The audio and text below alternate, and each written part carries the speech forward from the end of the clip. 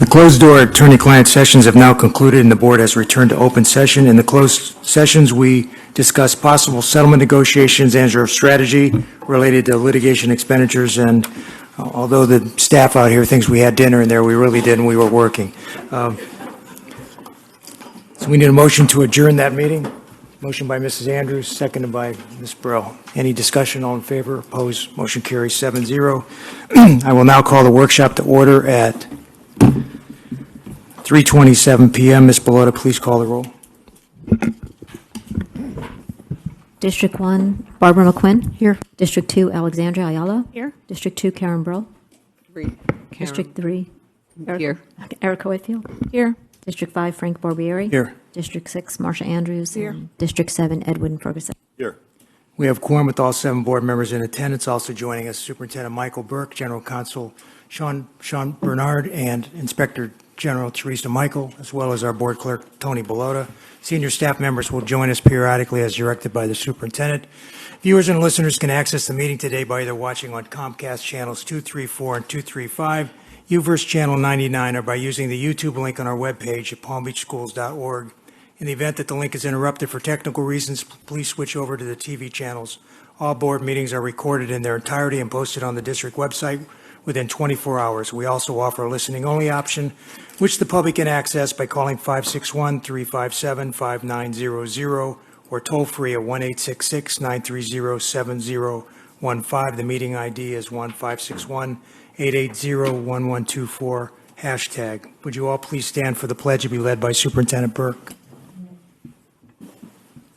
I pledge allegiance to the flag of the United States of America and to the republic for which it stands, one nation, under God, indivisible, liberty and justice for all. Thank you, Mr. Burke.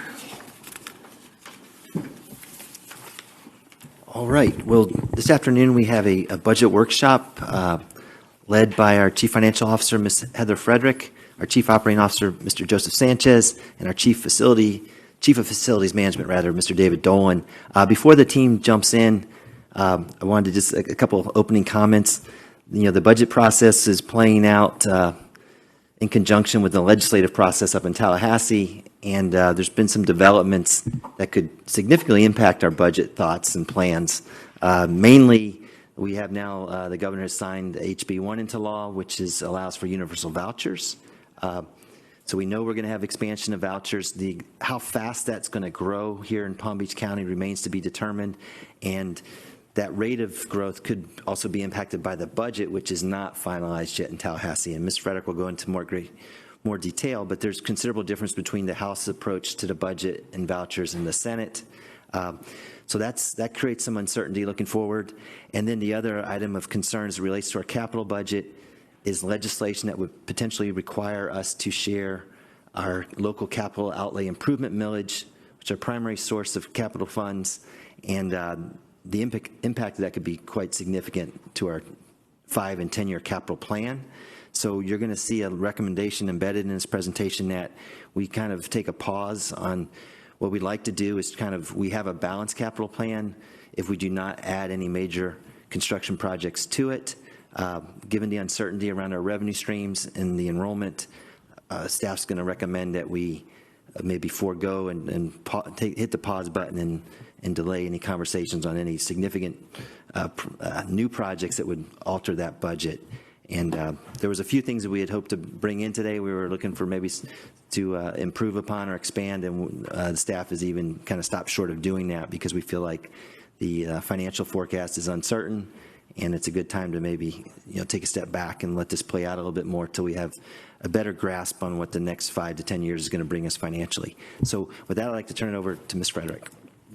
All right, so this is our third of 4 budget workshops, and I can say that normally at this time, I would be giving you a comparison of, that detailed line item of all the different categoricals between where we are right now and what the governor's proposal, what the House proposal, and the Senate proposal all looks like, what that potentially means for us as a bottom line.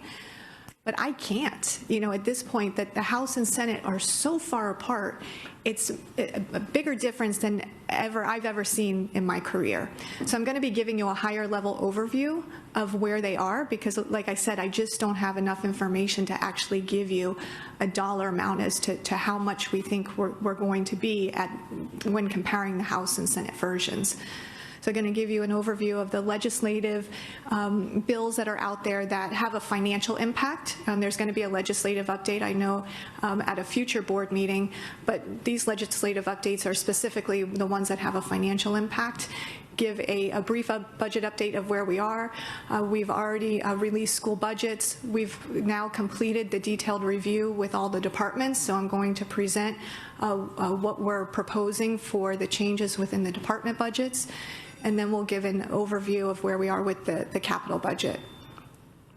So starting with the legislative update, Mr. Burke already mentioned that House Bill 1 has already been passed and signed into law by the governor.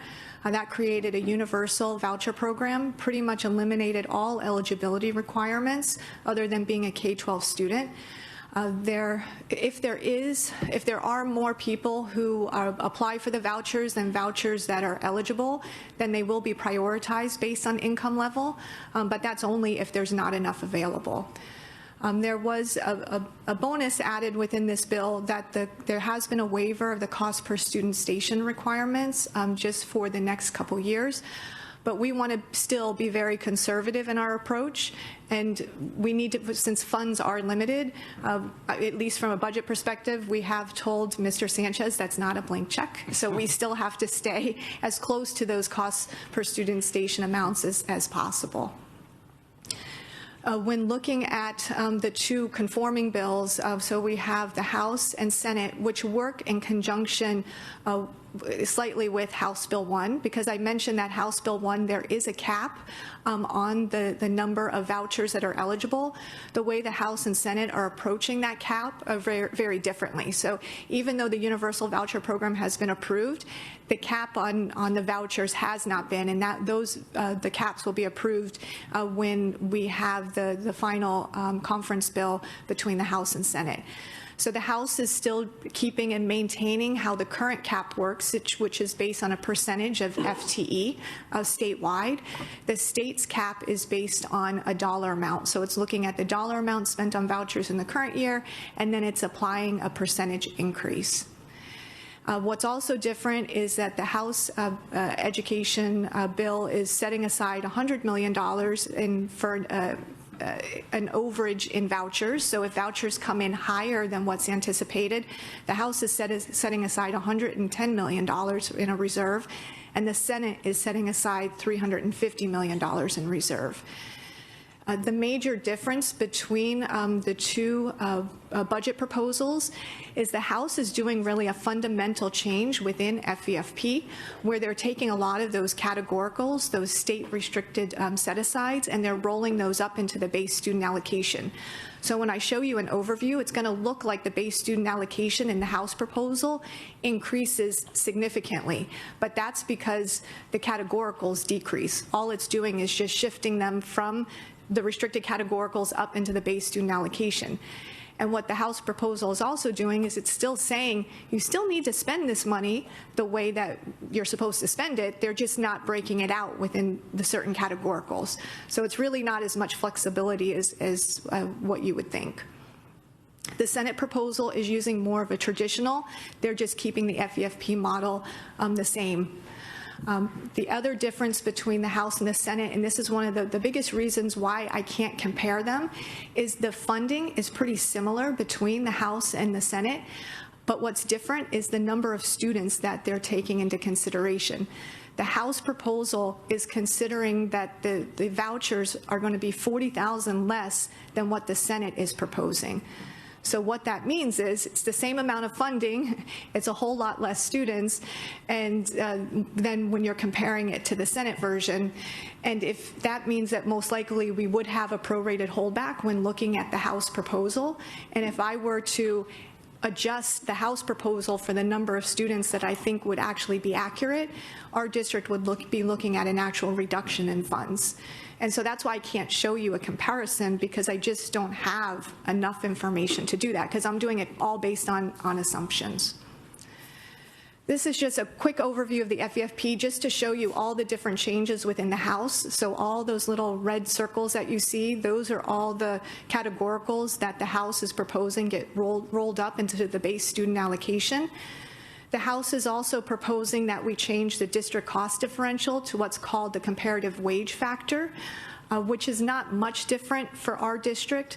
But what it's also doing is, right now with the district cost differential, since that's the cost of living adjustment, there are some districts that are below 1.0. So their cost of living is so much less than the district, they're actually getting a reduction in their funding.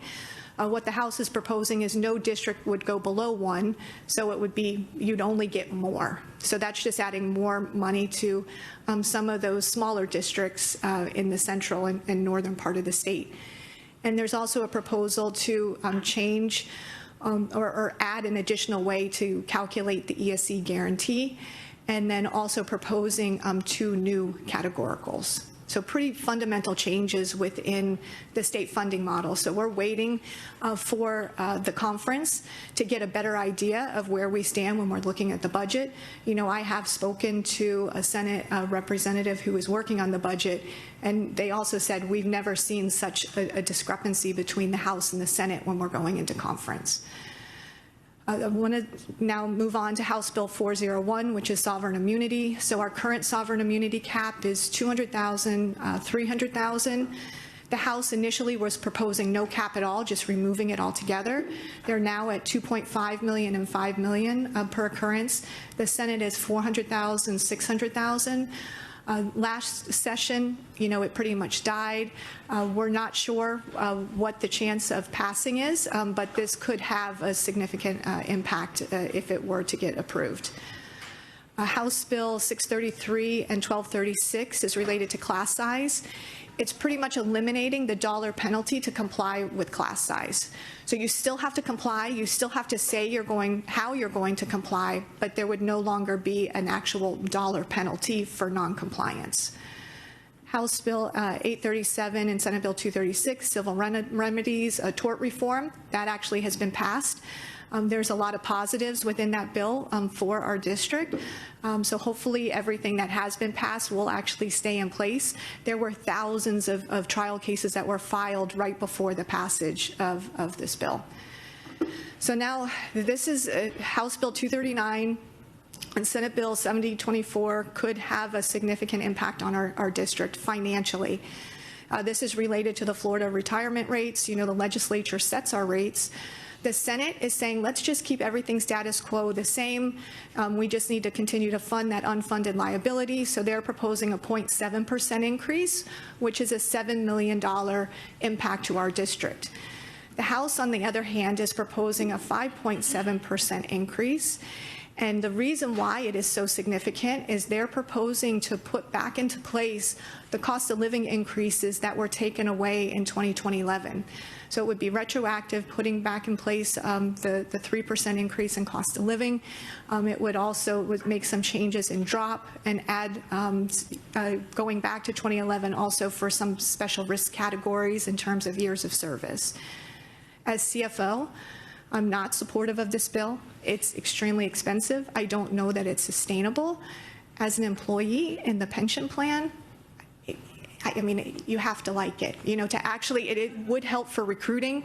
We're going to have, you know, how can you not have a pension plan that doesn't have cost of living increases? I know that there are, but, you know, but as CFO, I have to stick with that it is not truly sustainable and it is expensive. I mean, $57 million, that would take whatever money we have and then some. We would have nothing available for raises.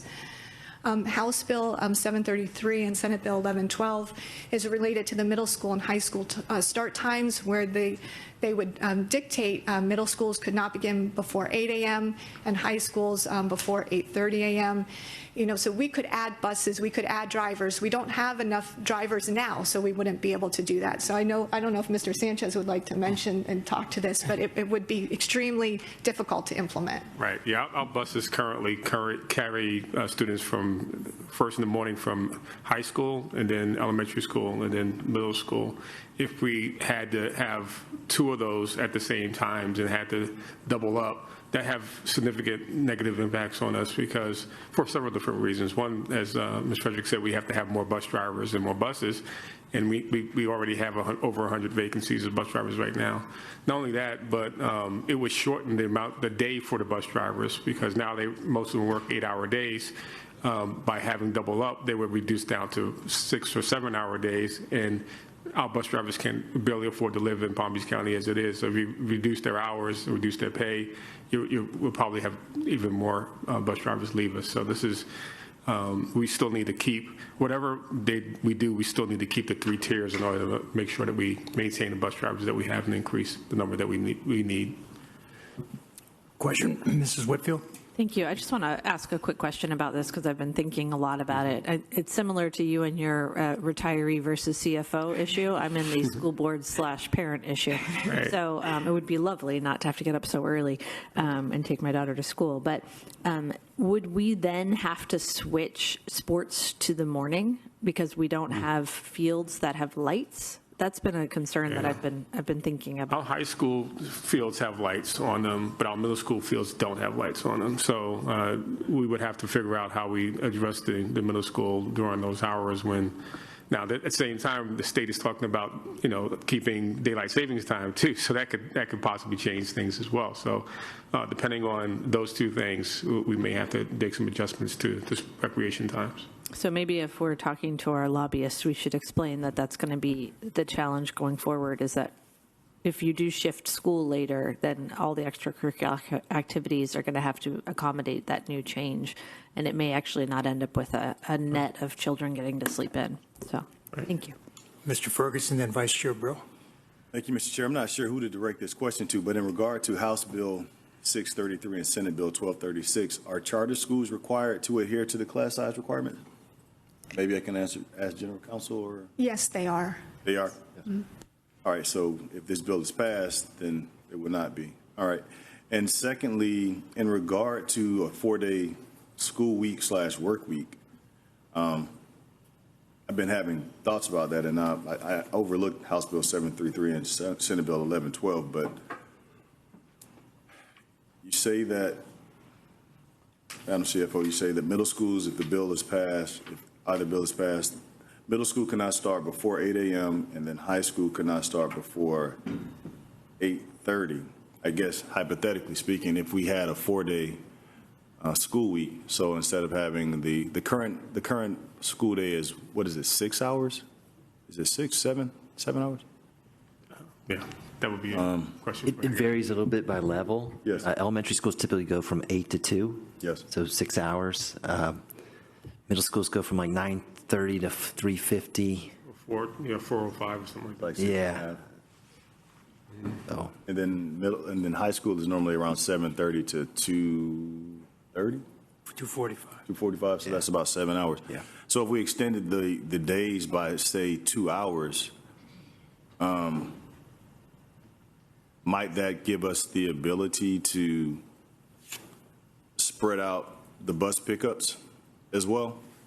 I know I'm just throwing this at you right now, but I am thinking that we might need to consider some cost-saving measures based on what you all are saying, and I think a 4-day school week and work week might be something. I know it's happening in other areas of the country, so it's not like I came up with this idea, but it's working in other states and communities, so we may want to look at that as a cost-saving measure, and it also might serve to give us some relief on some of these things that we have historical shortfalls in bus drivers and things of that nature.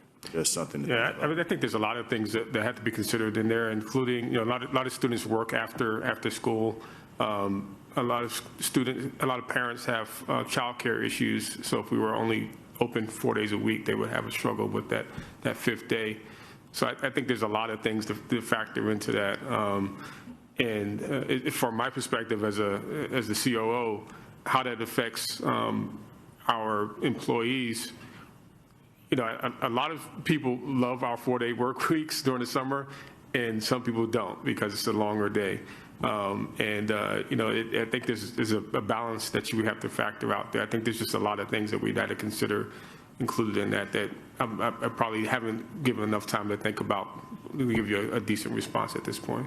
I would like, is it appropriate for me to make a request of Mr. Sanchez in regard to bringing this back to us at a later time, Mr. Superintendent? Superintendent, make the request. I'd like us to have a workshop on the possibility and the viability of a 4-day work week and a school week in light of Mr. Superintendent and Mr. Sanchez and Ms. Frederick, you all have represented that you anticipate there being a shortfall. So if there are shortfalls, then that means we can't continue doing business as we have historically. So I would like us to do a deep dive into the viability of possibly having 4-day work week and 4-day school week. Mr. Ferguson, the board in the past has decided before we asked the superintendent to schedule a workshop that we had a consensus from the board that there's a majority of us that want to do it since we have so many workshops that are already in the works. So the other board members want to weigh in on having a workshop on 4-day work week? Mr. Whitfield? I'm very interested in that concept, but I'm wondering if it's really the number one priority. So maybe we could have a workshop, but like maybe make it later in the fall or when it really becomes an issue. Ms. Brill, then Ms. Sanders. Okay, I'm going to be making some other comments that would impact maybe that suggestion, so I think that it's premature to ask for it. I think we need to talk about some other things first. Ms. Andrews?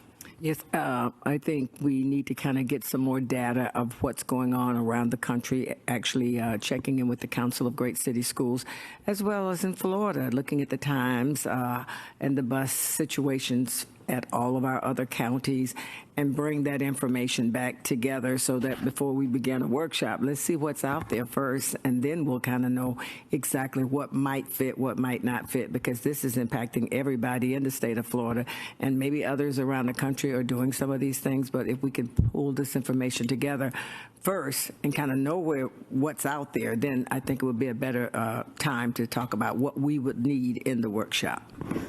So, Mr. Superintendent, can you just get us some information on the 4-day, how it's working in other districts, if at all, and how large districts deal with the buses? Broward and Miami-Dade must have the same shortage as us. Do they have the 3 tiers like we do? And can you just get us some information on the other districts, what they're doing? Yes, absolutely. I think, we want to be up to date on whatever innovative things are going on. The 4-day week, depending on how you do it, doesn't necessarily save money. Some districts, I think in other states, have used it as a recruitment tool where it may be attractive to teachers that want to sign on for a 4-day week. But I've seen a couple schools in Broward run a 4-day week, but then on that Friday, they usually use it for some type of like tutorial program or something. But there's a lot of different ways it can be done, a lot to consider both with our employees, our parents, everybody. So we'll start gathering up information and we can report back on preliminary findings and see if that leads to a workshop. Okay, Ms. Brill, you were next. Thank you. And so all these comments play into what I was going to talk about, but it's interesting. I just remembered that I did see something that there's also a proposal, a pilot for year-round schooling. So, I mean, it's all over the place. My comment actually was going to be that the House Bill 733 and Senate Bill 1112, from what I understand, is going to pass. Even our senator supports it.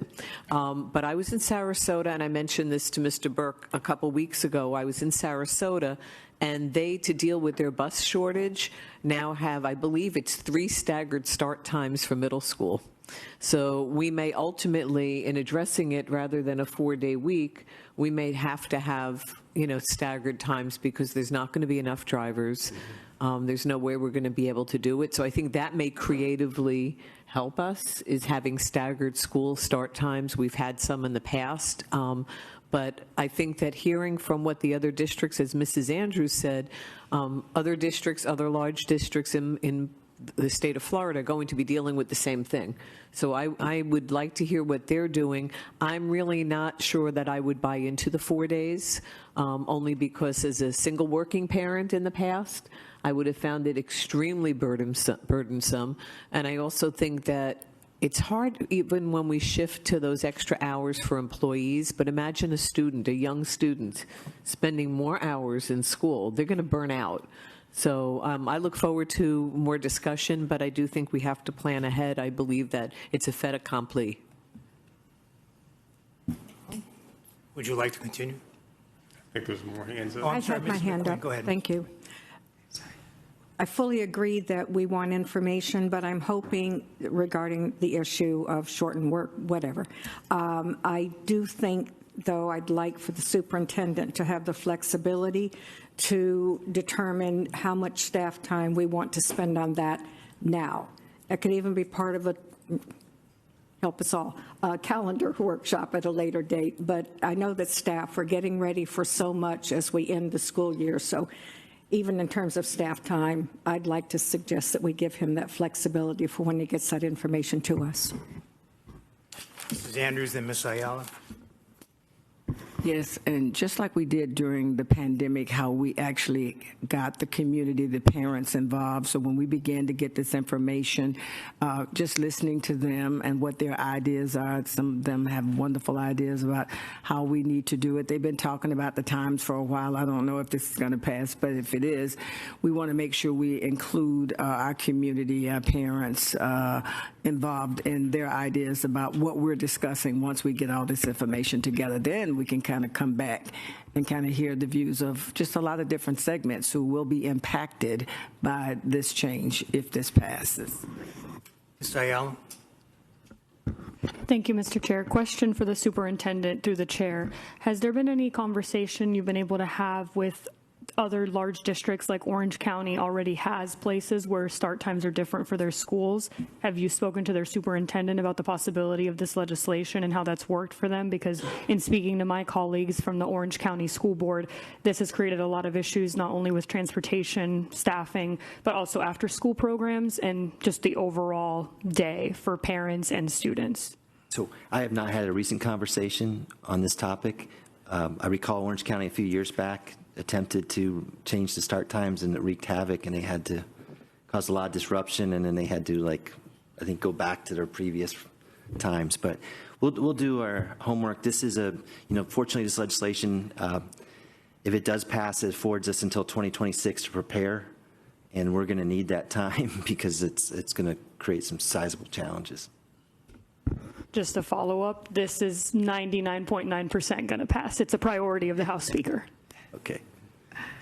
All right, you want to get back to where you were at? Okay.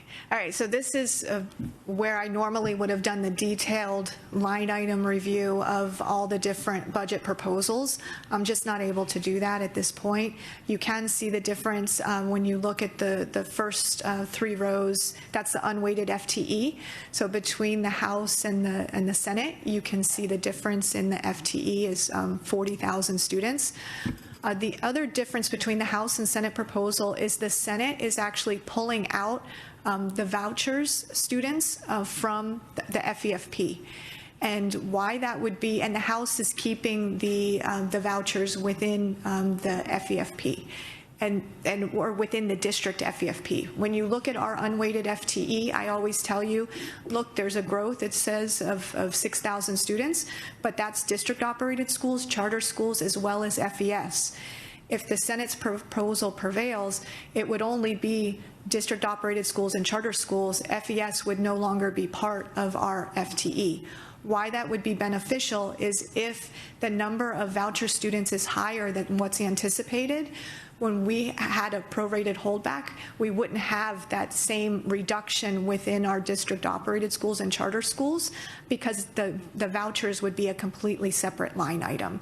So that's why we are supportive of the Senate proposal. It's just cleaner by keeping and breaking out the vouchers from the student population.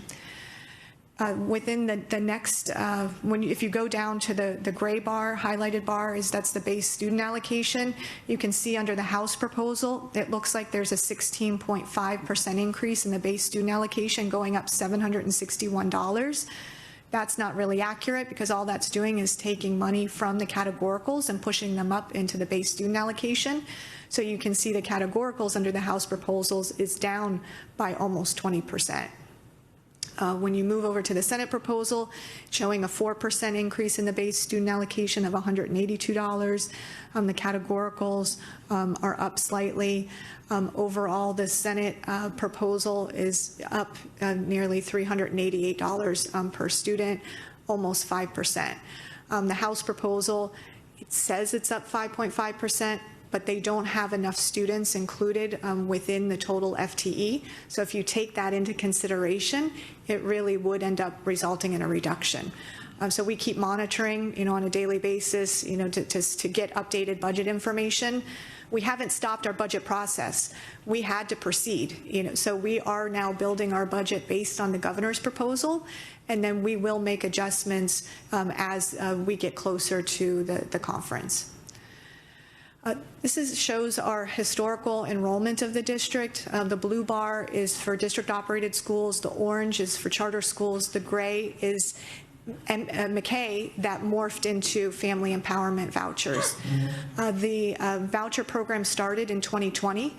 So you can see that we had an increase from 2020 to 2021 of 600 students approximately within or a little more than that within the voucher program. And that's grown to nearly 8,000 in FY23.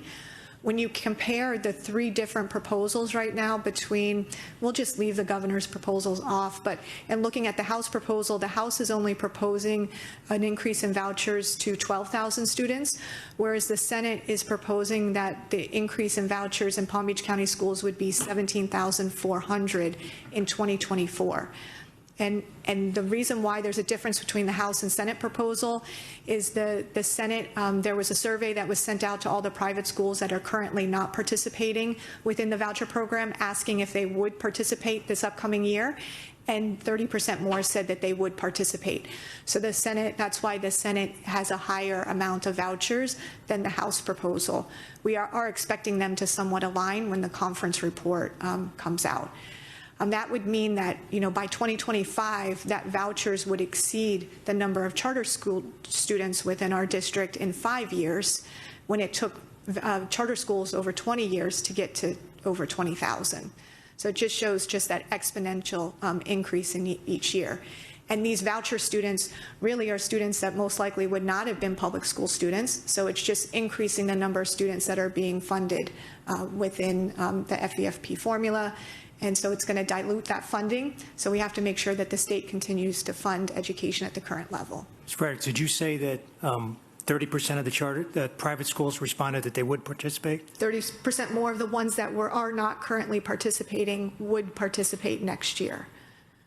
So in order to participate, the money goes to the private school for that particular student? It doesn't go to the parent first? No, it goes directly to the private school, is my understanding. So I can't imagine that all the kids that are at St. Andrews and the other schools, especially down in Boca, their parents are not going to say, listen, headmaster, we want you to participate because it reduces our tuition from the $30,000 to 28 or whatever, 22 or whatever. So I think that's, we're being very conservative if we just think that it's going to be just at a 30% increase. I know you were just gone by what you were told, but I think it could be disastrous when everybody starts figuring out that their $30,000 tuition is now being reduced by a fourth because of the additional money available. I do agree with you, and I do expect, everybody's not going to be aware of this in the first year of the new expanded or the release of some of the restrictions, so it is going to just grow exponentially. Mr. Ferguson. Thank you. Ms. Frederick, did you say that the Senate proposal would have that voucher to the private school as a separate line item, so it would not necessarily or more directly affect the dollars that go to our students? Did I hear you correctly? Or yes, it would be broken out as a separate line item with a dollar amount set aside, and then as well as an additional reserve of it was $300 million if the number exceeds whatever was estimated. So they would also have a set aside reserve to cover that increase as well. So under the Senate proposal, the voucher program would not be as debilitating to the district as the House proposal would be? Correct. Okay, thank you. Thank you, Mr. Chair. The education is funded in the state of Florida through state sales tax as well as property taxes. And just wanted to give an update as to where the projected school taxable values. We're looking at another double-digit increase in the upcoming year of 13.6%. This has not been certified, but we are looking at another large increase. That doesn't mean that we're getting, our funding, per student funding from the state does not align to the increases in school property values, but it does impact our referendum, as well as our discretionary millage, as well as the capital budget. So it is beneficial to see that we are continuing to see an increase in property values, because there were some concerns that property values might dip. But after 2024, we are looking to just get back into more normal increases of 2 to 5%. I mentioned that we went through our department budget reviews. Since there is so much uncertainty within the budget, we wanted to be very restrictive and conservative in what changes we were looking to make within our departments. The most significant changes are around behavioral supports to the students. We're looking to add 21 positions, additional SLPs, family counselors, resource teachers, school psychologists, behavioral analysts, behavioral health professionals, and threat assessment specialists to provide additional supports for the students, help with compliance with the state mandates, as well as during COVID, as a result of the pandemic, we've seen a lot of the students coming in, the younger students, just have additional needs. And so we do need to add some additional supports to help with those, identifying those younger students. We're looking to expand the middle school after-school program that we currently have in place to our K-8 programs. It's something that it's kind of always been a mix, as to some have the program and some don't. We feel that it's important to expand it to all the K-8 programs so they're treated equally. Adding a library media services staff member. We've had, there's been so many state mandates of changes with the classroom libraries and the instructional materials, that just adding one person is conservative. The department needs the additional supports. Looking to add a purchasing manager as well as insurance tracking software. We've had significant increase in volume in our purchasing, so we need some additional supports within the purchasing department. We're looking to add a HR specialist to assist with training with all the additional state mandates. That department is producing all of the online trainings for all the school sites, and so they need an additional staff person to help develop and continue to update those trainings. Adding a communication specialist, because we need additional supports with recruitment and retention of students, as well as our employees.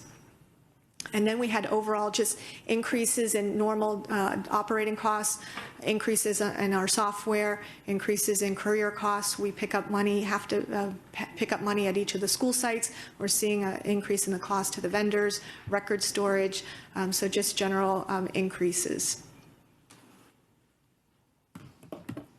So next. Mrs. Andrews, then Ms. Brew.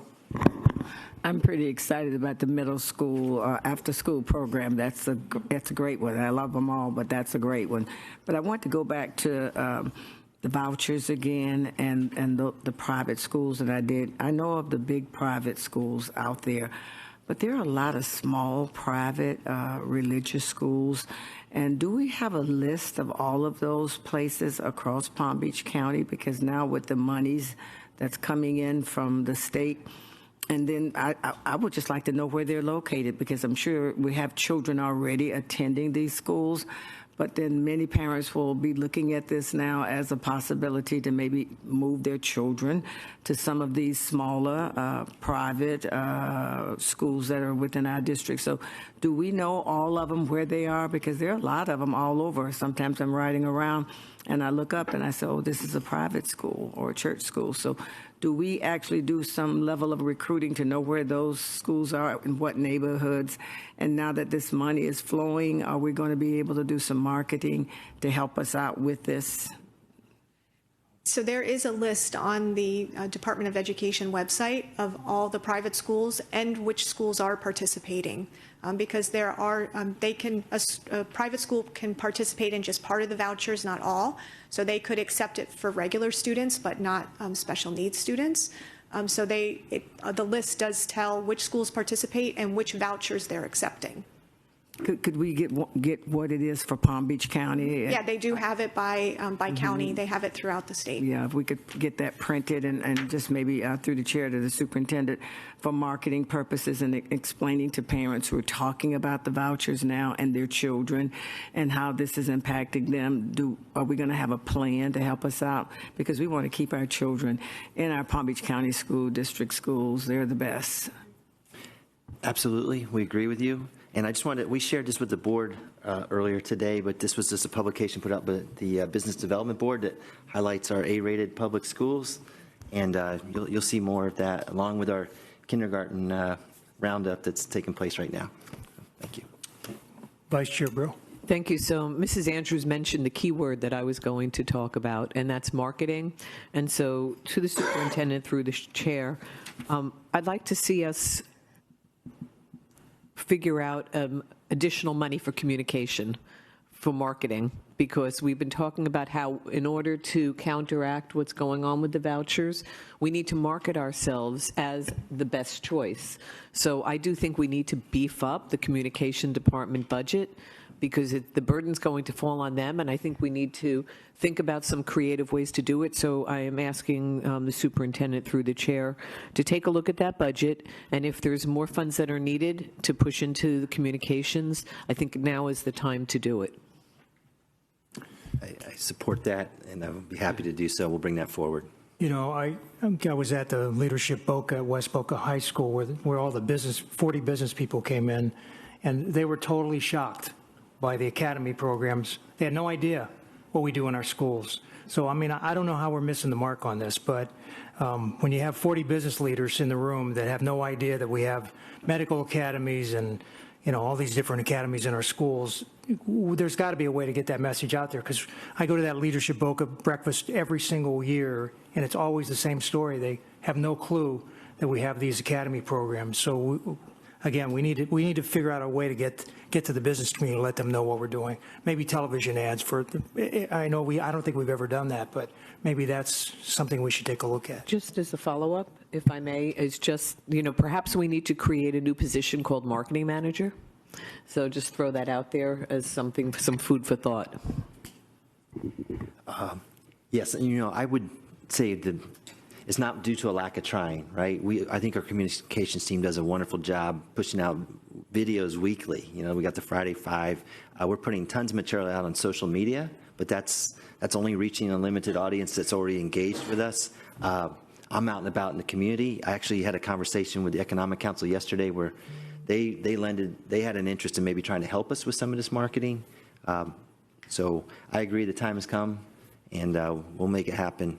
And it's an investment at this point that we will get a return on when we, you know, recruit and retain more students. So I don't incur the wrath of Claudia. I didn't mean that department is not doing an excellent job. I just think there's something we're missing somewhere that we're not getting the message out. So I think the communications division does a super job. So Me too. I think it's the media buys that we've refrained from doing just because we're cost conscious, but, you know, it's not all that expensive, and we've done some of that with the kindergarten transition program, and it seems to be successful. So we'll keep going. Mrs. Whitfield. Thanks. This actually gets to my discussion item later, so I'll just mention it now, and then, you know, if you want to still talk about it later, we can. The reason I had put an idea for a school dashboard was because I was kind of wondering, you know, what is it like when a parent wants to move here, how they decide which school to go to, where to buy their house, you know, whether or not they want to participate in our system or if they want to be in a charter or private school. And so I was looking up and down the state at different communities, and I would go and I'd look for house prices, and then I would look for what school you'd end up in, just because I wanted to see what it would be like. And then I did it for our community too, and I wanted to see what information is out there. And if you are a parent and you have a medium amount of knowledge about what you're looking for in a school, and for me that would be, I think, you know, reading scores, math scores, you know, what do people think about that school? The best place to find it is actually the USA Today website that they have. If you look at that, they actually put together a dashboard for each one of the schools in the country, and you can see things like, reading scores, math scores, number of people who are minority, free and reduced lunch percentages, things like that. And I thought it was a shame that the people that are speaking best on our data is a news organization that has nothing to do with us.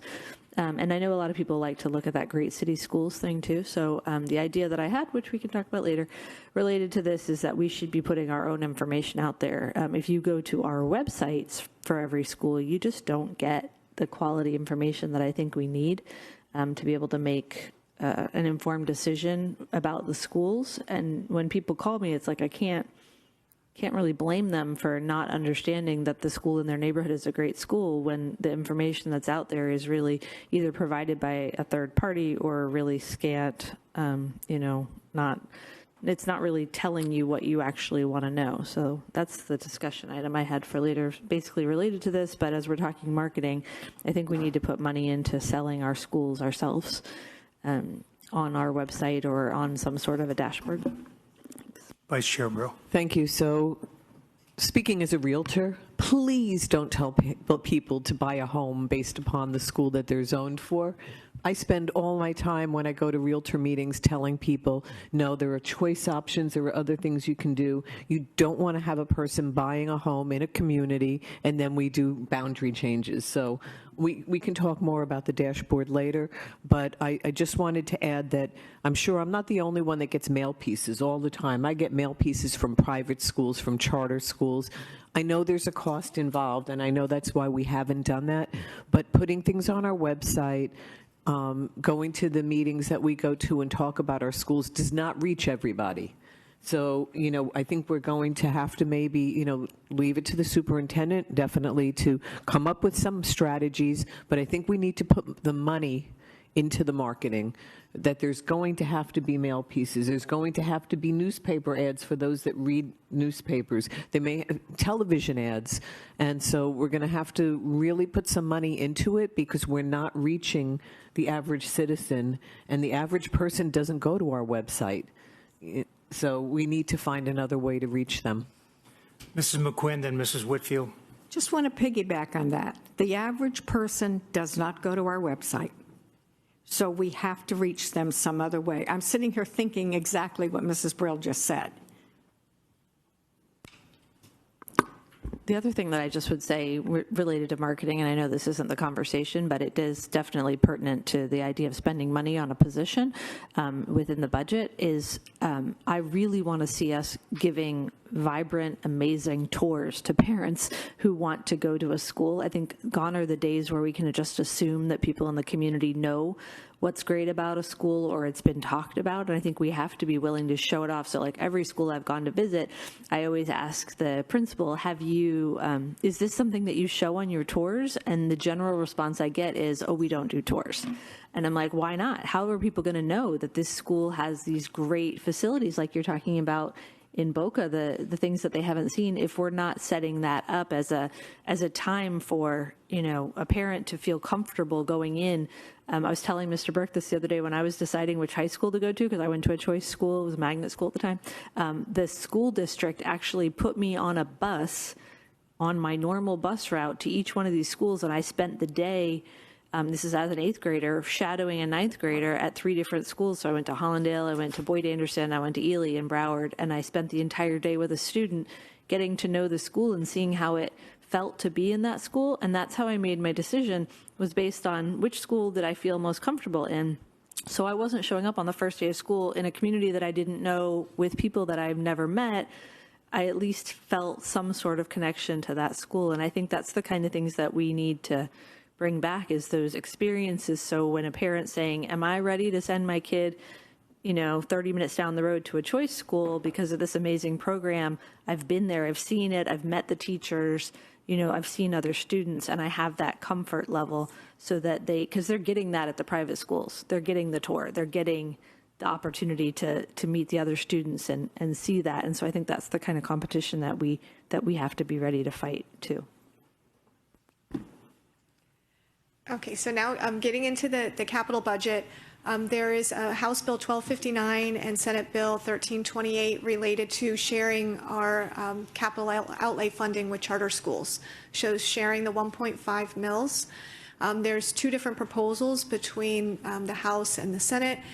So the House continues to offset and use the PICO dollars to offset the amount that we would pass through. The Senate does not. The Senate is proposing to limit charters operated by nonprofits, although they don't really define what operated by nonprofit means because there is a degree as to how involved management companies are. And then the Senate proposal is also would only impact initially large school districts, for those school districts with enrollment of over 100,000 students, and it would be phased in over a 4-year period. So depending on which version passes and what ends up within, what they actually can compromise and agree on can range anywhere from $189 million to $427 million loss from the capital budget over a 10-year period. Our construction projects for FY23, you've seen this before, this slide before. These are the projects right now that are in the capital plan. And so it's just an overview to show we always start with what we have within the plan. And now I'm going to pass it over to Mr. Sanchez to go over the next two slides. Thank you, Ms. Frederick. So as was pointed out by the superintendent early on, there's some major construction projects that we would like to add, and we try to add every year when we update the 5-year capital plan. But as Ms. Frederick just pointed out, with the pending legislation, which may impact the 1.5 mils that we currently get and could possibly be siphoned off and go to charter schools, and plus the impact of enrollment, which we don't know because of the vouchers, we're recommending at this point that we hold off on these projects. First one is the phase 2 for historic Roosevelt and historic Carver. I know that these are two historically African-American communities, and we want to do something at those locations. We already have phase 1 projects going on, phase 1 project going on at historic Roosevelt, the Center of Design. Carver is just about wrapping up now, but we want to do more. They are working with the city of West Palm Beach and the city of Delray Beach to expand the programs and also recognize the historic significance of those facilities. The warehouses, Australian and McKesson, we want to do something with those.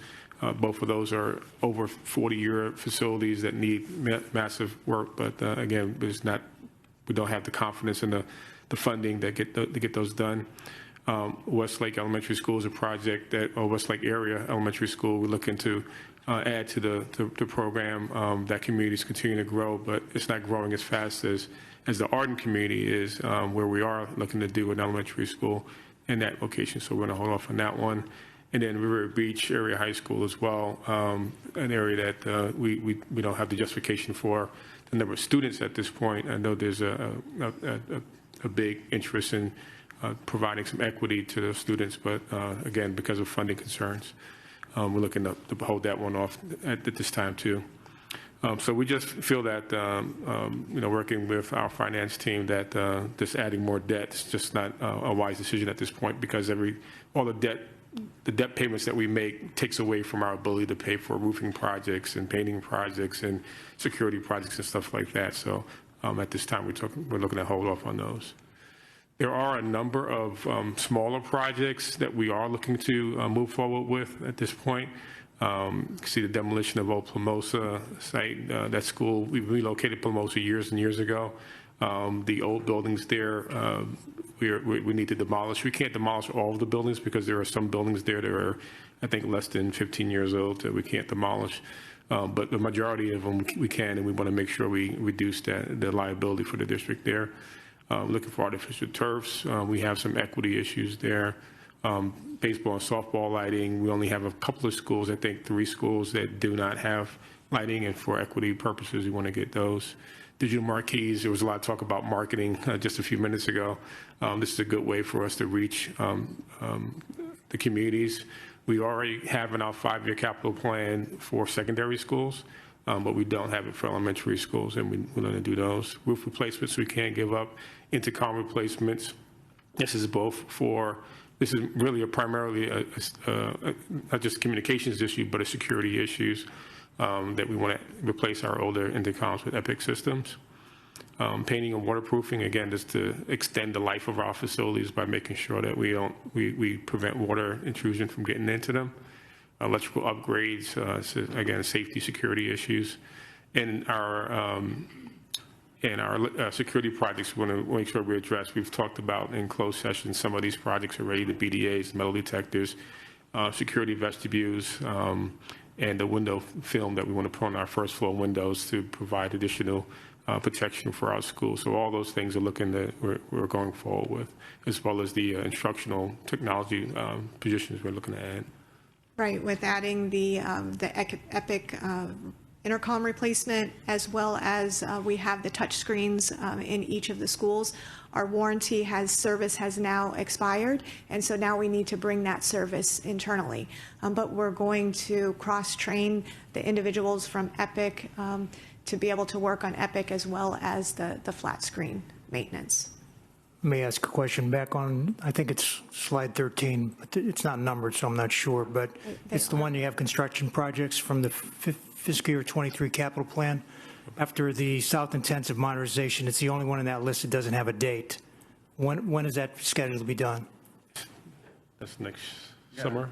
Yeah, it'll be done next summer, 2024 opening, right? 24 opening, yes. So will not be available for the 2024, August 2024 school year? Yeah. It will be, yes. It will be. Yes. So it's going to be done this year?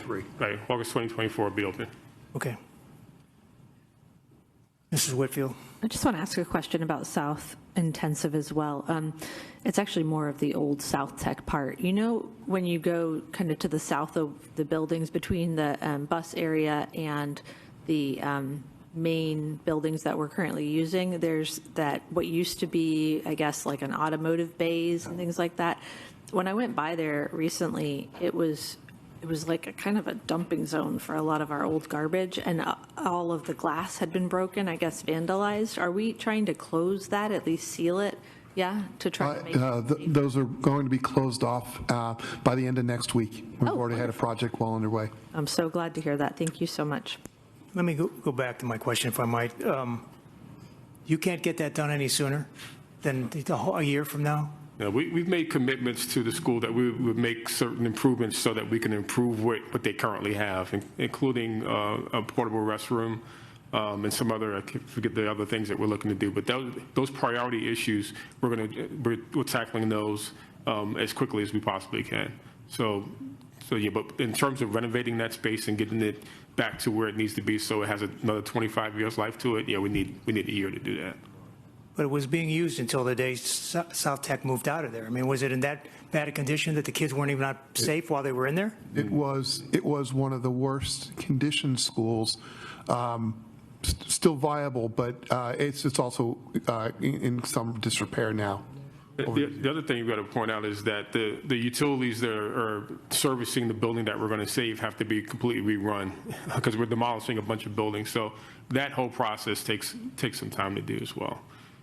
All right. I mean, I was inside that building when I was over there at South Intensive, and I mean, the place has been destroyed inside. I mean, there's stuff, desks turned over. It looks like it's been used for gang wars. I mean, I don't know what the security is for those buildings, but they certainly don't look like they were when South Tech moved out of there. So something's going on there inside those buildings because they're a wreck. Mm-hmm.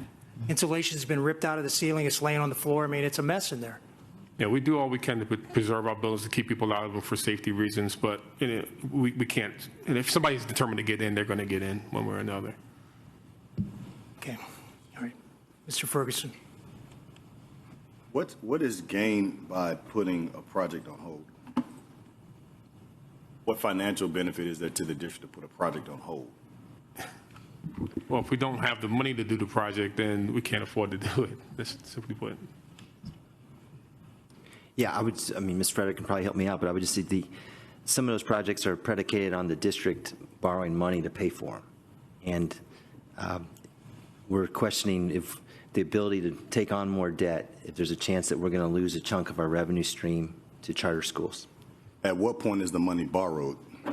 in relation to when the project is expected to be completed?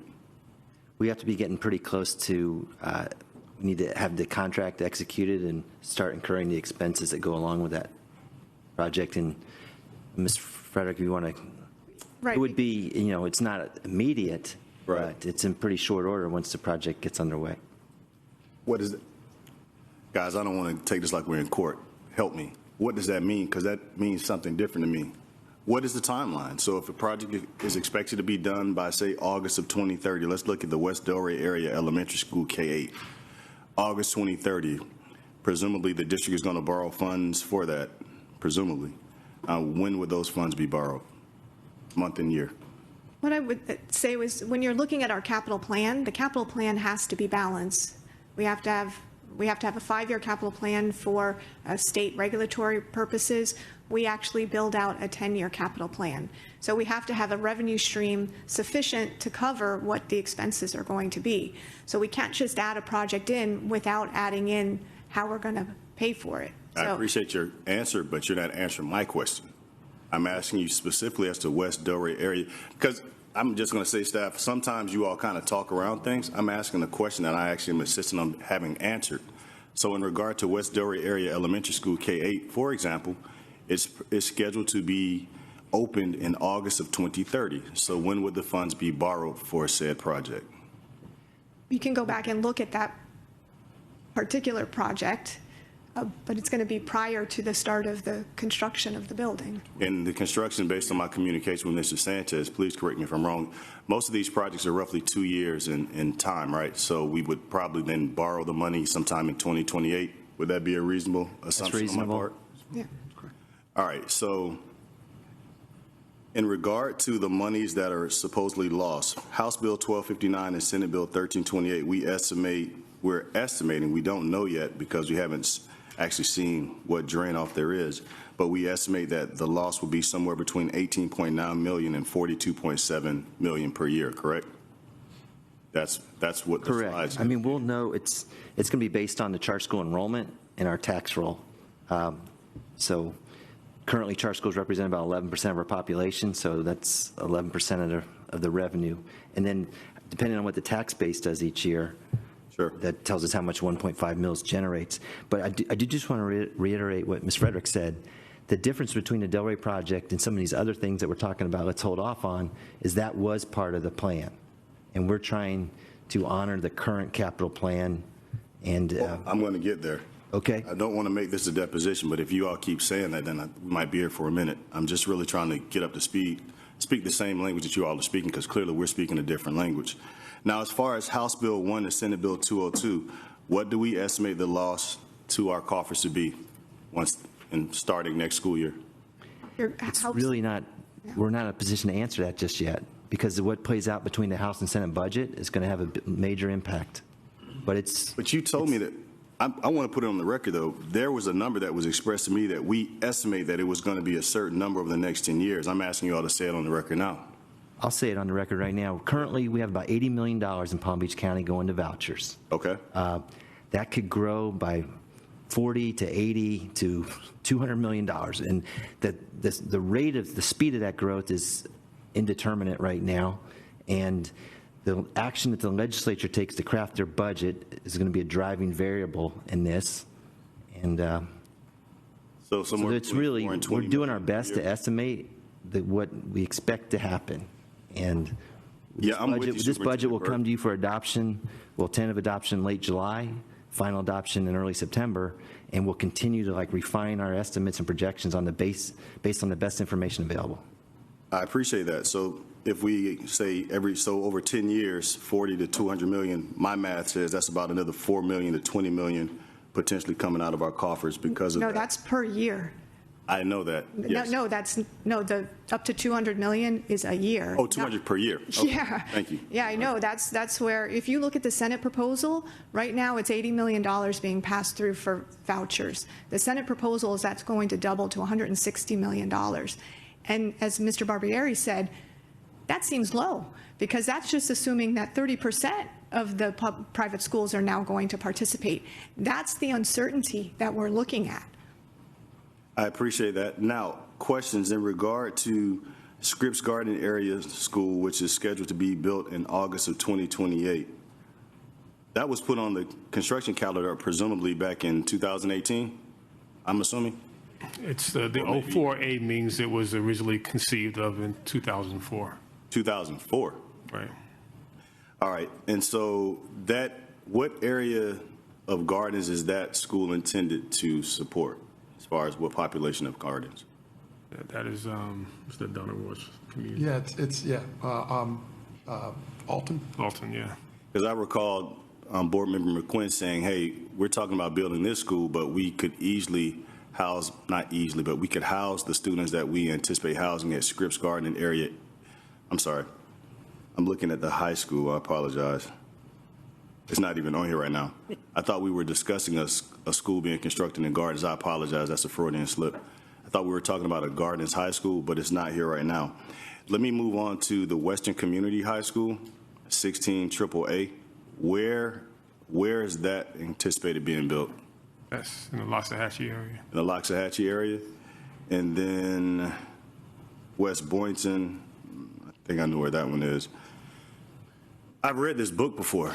This is the same book that the notes from meetings back 10, 15 years ago were saying that we have a financial shortfall, let's shelve things.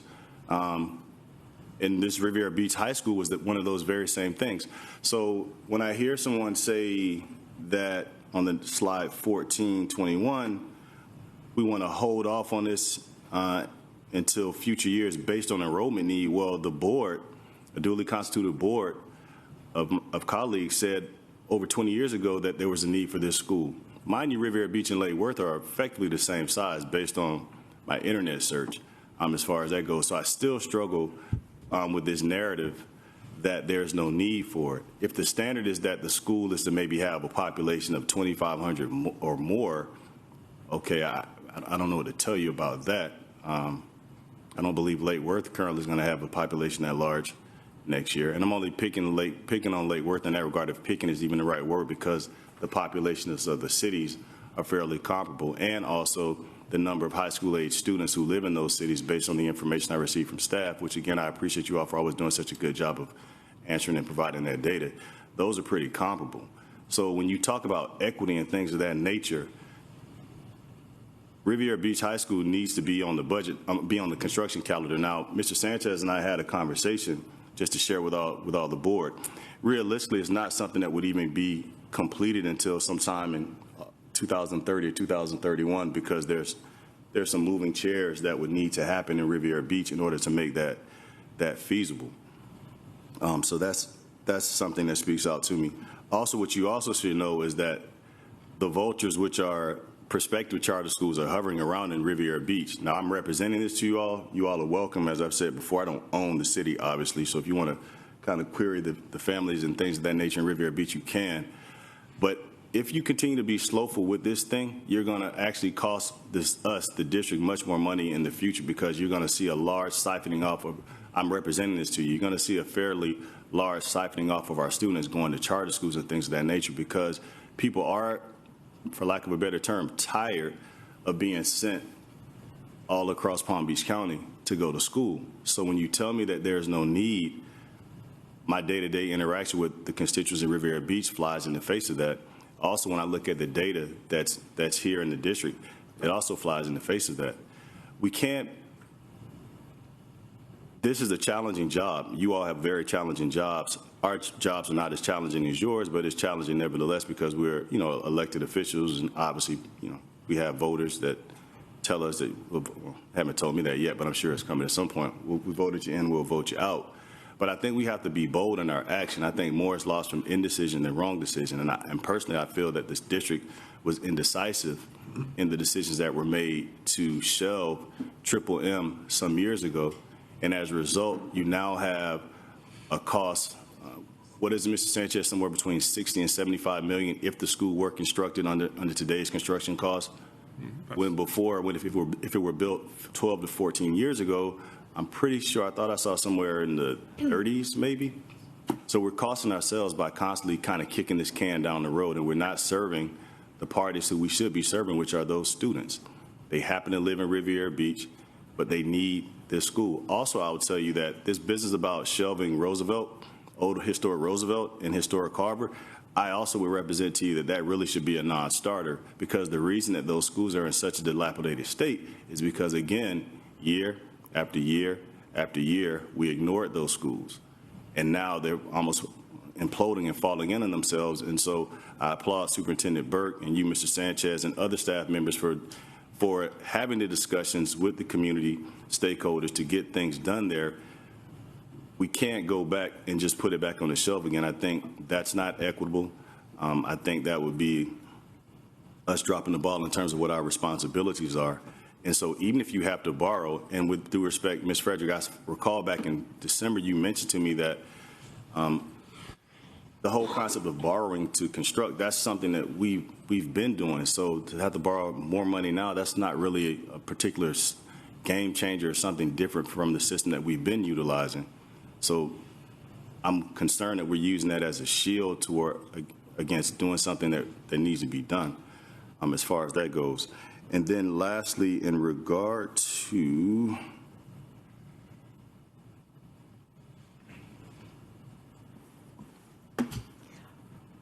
Well, Mr. I'm No, sorry. that was me. Oh, I was gonna- While you were looking for something, I I was found going it to when I ask was if looking. I could be recognized, but that's okay. Yeah, last thing, Board Member McQuinn, and then this business about Old Plumosa, I mean, you recommend that we move forward on that. Those of you who had a meeting with me, you know why. I represent to you that failure to construct a high school in Riviera Beach, the need for a school in Riviera Beach is as, if not more immediate than the demolition of Old Plumosa.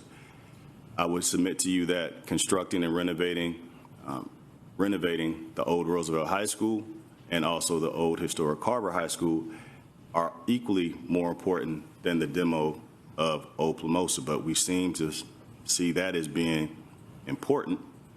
I just think that's interesting. I think you have a question about something I'm saying, Mr. Sanchez? No, I'm saying the price difference between demoing Old Plumosa and building new high schools. The demo is not, but the demo is because of the nuisance and liability, correct? And it's something that you obviously believe needs to be done. We don't need to air all that out right now, but those of you who were in the meeting with me, you know what I expressed to you and showed to you, and it was not even on the list for it to be demoed until it was brought to your attention. It was on the list. So you follow my representation in that regard, and I'm representing to you, and I'm asking you, because obviously I'm just one vote of 7. We need to construct the school in Riviera Beach. We need to do a deep dive. Stop kicking the can down the road, workshop after workshop after workshop. It's not rocket science as far as that goes, and you all are highly intelligent people. You're really good at what you do. You can make the numbers work out. You're estimating, you're anticipating taking a loss, so maybe that's the problem. I don't generally anticipate losing in anything. So we're estimating that people are just going to the money is just going to run out the front door. I get some of it's going to go to private schools. It's going to run out the door to charter schools, and if that money runs out, then we won't have the money to comfortably and safely construct. Well, maybe we need to stop trying to be so safe. Maybe we need to be out there in kind of an uncomfortable space. Maybe that's what our people or our society is asking us to do. Because otherwise, like I said, in Riviera Beach, you have persons that are positioning themselves right now to set up this little charter school here, charter school there, and then you're going to see that we're going to start losing population. And I would not be surprised to see that moving south into West Palm, into Delray and Boynton, so that in 10 years, when you think that you would be ready to construct and do right by these communities, there'll be no need there. Well, there truly would be no ability there because you won't have the money. And we know that the money tends to follow with the students. So I'm asking you, Superintendent Burke and staff, to really to reconsider what you're proposing, because most of the board members here are going to take this as pretty much gospel. If you say we need to shelve something, then we'll shelve it in these areas. They're not familiar with these areas. I am. And I'm saying to you that we're doing a disservice to our overall school system if we continue to kick this can down the road. It's already been kicked down for 15 years. We're going to kick it another 15 years. We'll all be long and gone in rocking chairs. And I think that's not right, and we're not doing right by our students, which is the party that we should be most concerned about. We keep kicking this down. I'm sorry. I know that I went long. I didn't ask 1,000 questions, but this is something that's serious, and you all really need to kind of take a look at these sites. They're just names on paper to you all. Maybe that's the problem. Come see these areas, and then you might feel a certain way. You might be kind of riled up the way I am too. And I'm sorry about that, Mr. Chair, but this needs to get done. We can't keep kicking this down the street. I don't know how many times I got to say it before somebody really looks at it, but it's not just numbers and projections. They're people's lives that are at stake here, and we're doing them a huge disservice by just saying we're going to shelve this until another day or workshop it sometime down the future when it's not too inconvenient for everybody here in the room. Mrs. McQuinn, is it time for me now? Yes, ma'am. Thank you.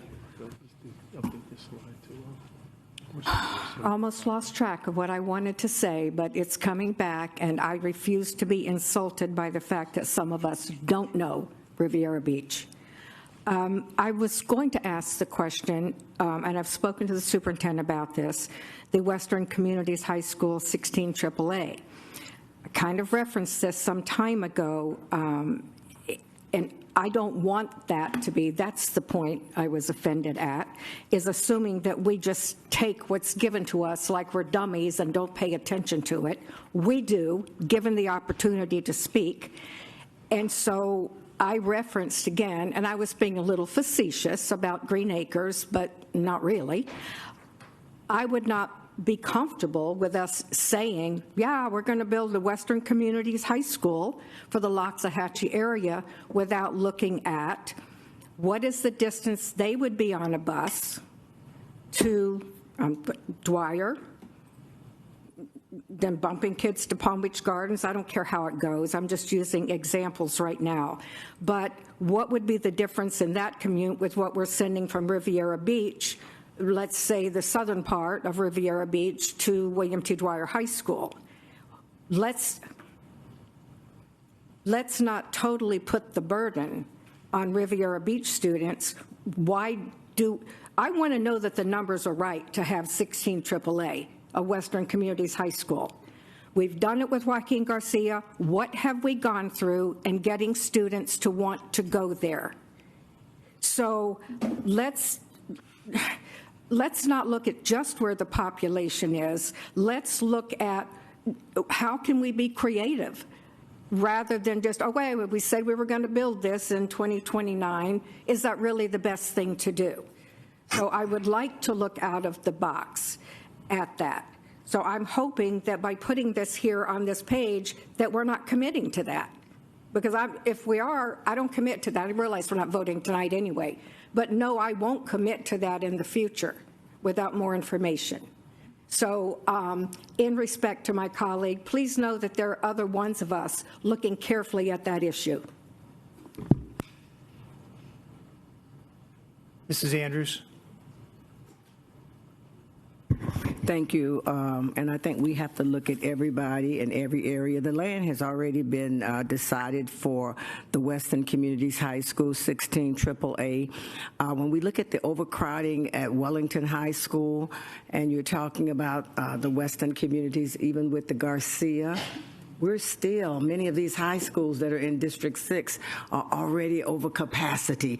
We saw this with all of the demographics years ago. This is why that school site of North Lake, West North Lake Boulevard in the acreage area was set aside. It's not gonna, nothing's gonna happen before 2030. But we knew that that whole area, you look at the Arden area, you have so many houses, so many people moving almost west to 20 Mile Bend. I don't know how many of you drive that way, but I drive that way almost 2 and 3 times a week going to the Glades region. So we are growing. We're Palm Beach County School District. We're the 10th largest school district in the county, in the country. And the bottom line, people are moving here left and right. So the Western Communities is exploding, and this is why that land was set aside. Certainly, I don't have any problems with us looking at the sizes, the demographics, the needs. This is why we have 2 elementary schools coming. I was just going to mention to the team here, the staff, that with the Arden, I mean, the land is there for that elementary school. We don't have the money yet, but, the people are asking me every day, when are we getting our elementary school? I was just meeting with the mayor of Westlake because the land is there, but we have to look at the big picture. The children are there. A lot of the children in Arden, almost every last one of them are being bused to Wellington. The Wellington area, Binks, Wellington Landings is overcrowded. Wellington High School is overcrowded. So when you look at that Western Communities High School 16 AAA, it's because of the growth in the area. So I don't have any problems with anybody going back and reviewing that again and talking about the need, because it is a need. But one of my questions I wanted to bring up through the chair to the superintendent, and I work closely with Chris Garrison. I'm working closely with the mayors in these communities, and we're talking about communications as we speak. We need to, as we look at our budget, look at the plans for the future for schools, for where we're going within the growth of Palm Beach County School District, to communicate with the mayors. I would like for us, I don't know if we have representation at the League of Cities. I brought it up once before. But when we go to the League of Cities, especially when we're talking about, House Bill 1 and where the money and the vouchers and all of that, I hope that we can get a line item on the agenda just to talk about the Palm Beach County School District as it relates to budget, as it relates to new schools and where we are. And the League of Cities meet once a month. And I think Chris Garrison and her team is there. And so we really need to kind of educate these mayors, because the mayor of Westlake asked me just recently, a month or so ago, when am I going to get my elementary school? And I said, not anytime soon, because of finance, because of where we are. It's not going to happen. But I think the dialogue and communication has to be addressed. And I hear you, Mr. Ferguson. I do know Riviera Beach. I live there. I still have property there. My family lives there. And I know the needs everywhere. But we're in a tight situation now that's coming out of Tallahassee. So we've got to kind of look at what we can and what we cannot do. But I have no problems with going back to review any school that's scheduled to come up in District 6 to talk about the needs and how we have to relieve the overcrowding. We know where those children are. This is why we have a lot of schools overcrowded in District 6, and we're trying to relieve that over the next few years. Thank you. Mrs. McQuinn, then Thank you. Ms. Whitfield. So again, and I'm not advocating for or against a high school in Riviera Beach right now. I'm simply saying that when you build a home out toward Joaquin Garcia, where again, we built a high school based on population, but we've had a lot of trouble getting people to commit to going there. So when you build a home somewhere west, you don't get to assume that we're going to bring you a school. We have enough kids in Riviera Beach High School, we have enough high school aged kids in Riviera Beach to fill a high school. We've got kids who could then come from wherever to Palm Beach Gardens High School or Dwyer, not Jupiter. And I'm not tackling Jupiter, so we're not going there. But at least they're kind of built out. I just think that we can't just say people are building homes, expensive homes, west, and we're going to have our schools follow you. No.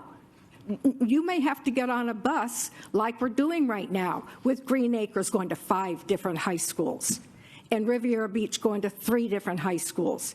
And when you're coming from Riviera Beach to Dwyer, you're on bus a long time, and you're paying a price with after-school activities. Don't even put athletics. Take a cheerleader. Their moms and dads aren't going to let them be on a Dwyer cheerleading team and have them come home after dark because they don't have an activity bus. So we're not just talking football players. So I just want, we said we were committed to equity for all students. We cannot just cater to the families who are building homes west. Mrs. Whitfield. Thank you. So I think maybe what we need to do is we need to formalize the process through which we create deciding if we need a new school. So the only experience I have is through the few that we've done in the last 8 years that I've been here. So Joaquin Garcia, Blue Lake, when those schools happened, it was brought to us that there was clear and convincing evidence and data that showed that we desperately needed schools in those areas. So if we need to have that presented to us in some sort of a lineup that says, okay, we're having this many schools in the area. It's not feasible to move children and boundaries on this many times. This is why we need this. We have the funds available to do it. The community also wants it. I think there's a lot of things that go into deciding when and how we need a new school. And so I think that needs to be clearer in this process, that there is a defined logical way that we decide whether or not a school needs to go into an area. And I would welcome that from staff to understand, all of the components that go into your thought process so that we can understand, I obviously trust you all, and I believe that you are, doing the best thing for the district and telling us when we need a school. But maybe if you defined that better for us, we could decide up here if, the weight is appropriate that you're giving to data and community need and all of that. And then, show how, if we agree with it or not. Does that make sense, what I'm saying? Yeah, okay, thanks. Ms. Brill, then Mrs. Andrews. So 13 years ago, West Boynton showed the need for a middle school. We didn't build it. GL Homes gave us the land, but we didn't have the money, so we didn't build it. And the parents in the Canyon communities got a charter school developer, Somerset Canyons. Charter school was built to fill the need because we did not build that school. Similarly, as to what Mrs. McQuinn just said about students traveling, my district is primarily zoned for Boynton Beach High School. It's too far away. The boundary changes that were made did not address the fact that these students can't participate in after-school activities because Boynton Beach High School needs the students. It's a good school and they need the students. So I understand all of that, but at the end of the day, money is going to drive the process right now. We can get all the land we want, but if we don't have the money to build the schools, it's not going to happen. And one school board member cannot ask that we put something onto our list of the capital plan. It has to be consensus among us. We have to see the need, and we can't vote at a workshop. So I think at this point, we're beating a dead horse. We all understand where everybody is, but I think it's time to move on. Mrs. Andrews. And I want to say this, too. District 6, when you look at the map, it's a wide area. Lots of people have moved in the District 6 area, all the way to the Glades region. I mean, we're now bordering the 20-mile bend. If you haven't thought about how far west that is, take another thought to think about busing all these children east. Wherever you may be thinking about it. I mean, before the land was set aside for that high school, I remembered that because I was sitting here and I saw the growth. I'm looking at the growth every day as I drive all the way through there. Seminole Ridge is already getting to capacity. Wellington is overcrowded. The elementaries are overcrowded. And yes, people buy homes in Palm Beach County because it is a great place to live and work and raise your families. So it's not to be discriminatory about where anybody lives. We want good schools everywhere, and it just happens to be in the West where the land is, a lot of people are building homes. And this is why years ago we saw the need for this high school 16 AAA. That land was set aside for it, and you're going to need it, folks. You're going to need it. I don't know how you want to comprise what you're going to do with looking at people from the east going to the west. We already know we have a lot of children living west because I'm in the neighborhood each and every day. And so I'm not trying to keep anybody else from getting a school. I just know the demographics, the growth area, and where we are. And this is just Palm Beach County. People come here to live and to raise their families. And in the Western community, it is growing tremendously. And I think this school district, way before you, Mr. Burt, saw the need of getting that land in place for that high school. The same thing for the elementary schools. The developers worked with the school districts to put the money money in place for the elementary schools. And our little ones back there get on the bus and travel a long way east every day to get to their little elementary school in the middle of the traffic on State Road 80 to make it to Binks Forest, to make it to Wellington Landings, to Wellington High School. They need their schools. They've been waiting. We don't have the money to put them in place right now, but I'm hoping that they will be coming. And it's not about anybody with privilege over anybody without privilege. It's just truly a need. Thank you. Listen, board members, since we're not voting tonight, we need to move on. Everybody's had a chance to speak except Ms. Ayala. If you'd like to say anything, otherwise, we're moving on.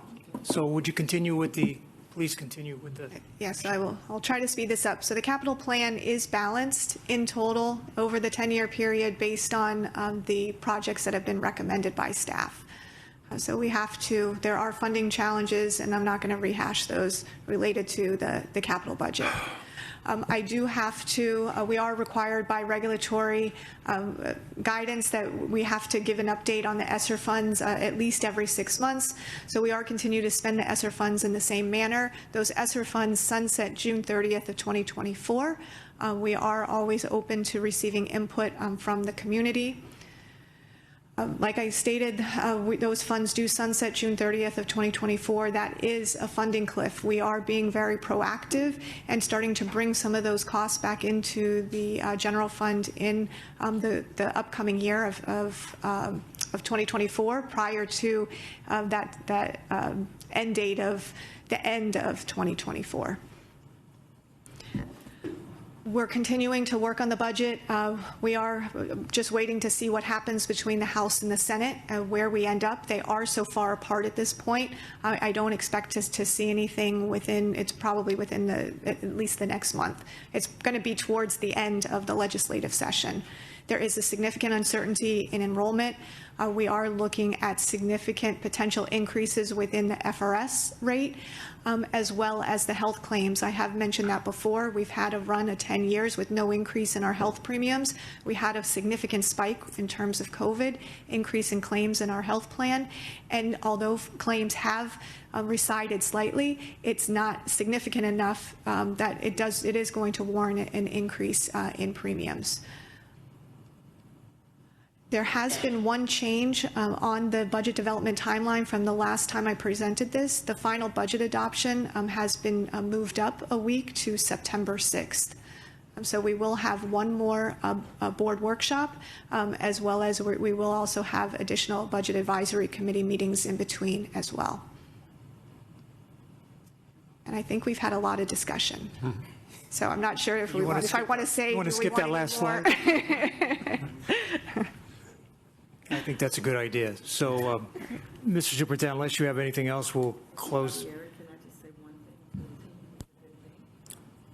Mrs. Andrews, if I let you speak, then why wouldn't I let the other 6 board members speak? Well, maybe they will. So Mrs. Andrews, please, go ahead, Mrs. Andrews. Thank you, Mr. Chair.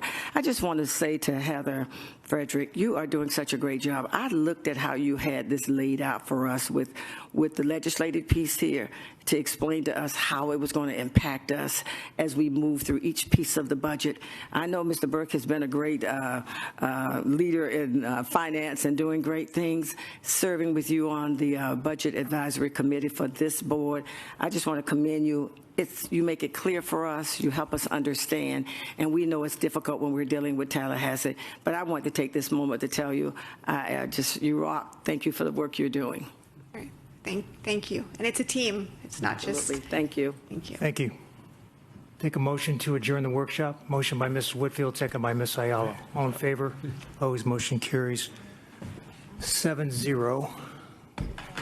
Open the special meeting. Record should reflect that all 7 board members are still in attendance. We have 2 items on the agenda for minutes for approval. We need a motion to approve those minutes. Motion by Ms. Ayala, seconded by Mrs. Andrews. Any discussion? All in favor? Opposed? Motion carries 7-0. We have no items to add for good cause. Mr. Superintendent, are you withdrawing anything? No, sir. Board members, are you pulling anything? We need a motion. Are there any disclosures or abstentions? Okay, seeing none, we'll move to superintendent comments. Yes, thank you. Last night, we celebrated the nominees for the 2023 Dwyer Awards for Excellence. It was a great event, And the Dwyer Awards, have been around for 39 years. I want to thank the Economic Council, led by their president and CEO, Michelle Jacobs, for continuing to sponsor and orchestrate this whole event. But the Dwyer Awards are very prestigious. There are 7 categories. That's, early learning education, elementary ed, middle school education, senior high education, special programs, STEM education, and then student advancement and career education. So with 7 categories, there are 4 finalists in each category. Of the 28 finalists, all of them, 100%, are our teachers right here in district-operated Palm Beach County schools. So it was a clean sweep. That's pretty impressive. We had over 450 educators nominated from both, private, charter, and district-operated public schools, and our teachers have, again, clean sweep there. So we're really proud of that. This process is playing out, and it'll culminate on May 1st when we have the nice event when the winners will be announced. Also, just like to mention, yesterday I had the pleasure of going to John I. Leonard for the 8th Annual International Spanish Academy Student Symposium. We've got some pictures here that are scrolling across the screens, but we're really proud of this program. We have 6 schools in our district that are International Spanish Academies. It was including John I. Leonard, Berkshire Elementary, Green Acres Elementary, New Horizons Elementary, Okehili Middle School, and Palm Springs Middle School. So there was a meeting during the day, a nice lunch meeting, and then in the evening, it was really the student symposium, and that's what you're seeing some pictures of. So another great event. We also have 32 dual language programs throughout our district, and we're increasing that up to 36 next year, and just a lot of great work in this area. So that concludes my comments, Chairman Barbieri. I need a motion to approve the agenda. I skipped over that. Motion by Mrs. Andrews, seconded by Mrs. Whitfield. Any discussion? All in favor, opposed, motion carries 7-0. Since I always go and have Mrs. McQuinn always have to go first, I'll reverse it today, and we'll start with Ms. Brill for board comments. Thank you, Mr. Chair. So this afternoon, I'm going to speak about one of my friends and mentors, Dr. Sandra Richmond, known to me and countless others as simply Sandy. Sandy and I became fast friends 28 years ago. We immediately realized we shared a common bond. We were both fierce advocates for students with disabilities, in large part because of our sons. Our daughters, coincidentally, were born 1 week apart. What most people don't know is that Sandy is the reason I am serving on this school board today, but I'll get to that shortly. Dr. Richmond served as a board member and sometimes chairwoman for 21 years on the school board of Palm Beach County from November 1988 to November 2010. For more than 17 years, we quietly, and sometimes not so quietly, worked together to break down preconceived notions and the barriers for our differently abled students as we advocated for inclusion. Over the years, Sandy encouraged me. Actually, she constantly nagged me and asked me to run for school board. She wanted more help on this side of the dais, but I was steadfast in not wanting to serve until my children had all graduated. Then in September 2009, Sandy phoned me to say she thought it was time for me to step up because she was thinking about stepping down. The timing was right. Excuse me, my youngest child had just graduated a few months earlier. I told her I would think about it. Then, early in 2010, Sandy called me to tell me her decision was final. She would not be running, and I had to take over the advocacy for our children. The rest is history, and every time I assist a parent or ask a question regarding ESC, I see Sandy smiling. On March 29th, at the age of 73, Dr. Sandra Richmond, my friend, passed away. We will honor her at a later date, but for now I ask all of you to join me in a moment of silence for this kind-hearted public servant who served all of our children and indeed the entire district so very well.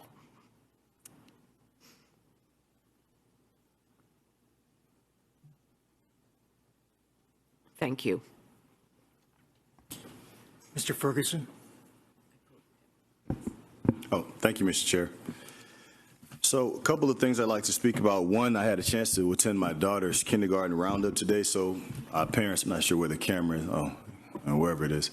Parents, please get out to your child's school that he or she is going to be attending kindergarten in next year. I find it to be a very useful tool to help you familiarize yourself with the principal, the staff, the general culture at the school, and I think that ultimately will be a benefit to your child. So if your child has not, if the kindergarten roundup day has not already occurred at their school, and I think some of them are still to be. Yes, it's playing out all week. Okay, yeah. So please contact your school and just go out there. It's about an hour or less, but I think it'll be very helpful to you and your child. Also, I want to congratulate those finalists for the Dwyer Awards. I too was at yesterday's event. One of the most unrecognized professions we have here is that of the teacher, but it's also one of the most important. So I salute all of you who have been selected this year as finalists, and I plan to celebrate with you in May, as some of you will be awarded as the Dwyer awardees for this year. Also, I want to speak to an event that I participated in last week at Roosevelt Middle School. I'm part of a group of Black minority business owners known as Foundation Builders. Our mission statement is to engage with the community, to uplift, partner with the community for the betterment of our future and our children. And Mr. Stewart invited us to Roosevelt, and about 4 of us, as well as some other community partners, came and spoke to about 400 young men in the cafeteria at Roosevelt. It was a powerful event, very moving event, and I want to salute Mr. Stewart and his staff for the good work they're doing at Roosevelt. I see gains there, and I see more. I know the best is yet to come from him and his staff, so sir, I salute you for what you're doing. Also, residents of Delray Beach, residents of West Palm Beach, alumni of Old Roosevelt High, if you did not see the workshop meeting that we just had, I would encourage you to go back and look at it. I've been mentioning to you in our various meetings that we've had throughout the county that you need to be present in this board meeting. Me representing on your behalf obviously is not enough. I'm very well aware of the fact I'm one of 7 board members. I did not need to be educated on that fact for sure, but I think it would be more impactful for your respective interests if you come to the board meeting and explain to the other 6 what your asks are and help give some historical reference to the needs for the different issues that you all are advocating for, i.e. renovating old historic Harbor High and also Roosevelt High School as well. And obviously, in regard to the Riviera Beach High School issue, again, residents of Riviera Beach, it's important that you all also come out as well to let the board members and staff know that that is something that you very much need and are willing to engage with the district to make sure that any school that is constructed at some point in time in the future will be top tier in that regard. It's always good to see everyone. Ms. Brill, I'm sorry for your loss. My blessings and prayers are with you and your family. And that's all I have, Mr. Chair. I appreciate the time. Thank you, Mr. Ferguson. Mrs. Andrews? And thank you. And I would like to congratulate all of the Dwyer Award winners, the finalists. You are a winner. And it was so lovely to be out with you last night. I want to thank the Economic Council for all the great work that you do for our schools, our teachers, and our children. And I want to say a special thank you to Brother Carl Mohammed. I just love you, Brother Carl. I know that you have always tried to work for our students here in Palm Beach County. And I know you had a big program just a week or so ago with the ADOS community at the church, and the pastors, some of the community leaders were there, elected officials. We all want to take care of all of our children, especially the children in the ADOS community. And when you said to us at the last meeting that you've been one of the longest volunteers, we appreciate you and we know you. And you come to our meetings to advocate for children, and we thank you for the work that you do. And yes, this school board is very willing to do everything that we can to take care of all of our children. And our ADOS community children are just as important as any other child. And thank you, Brother Carl, for everything you do for all children. Thank you, Ms. Sanders. Ms. Whitfield? Ms. Ayala? Mrs. McQuinn?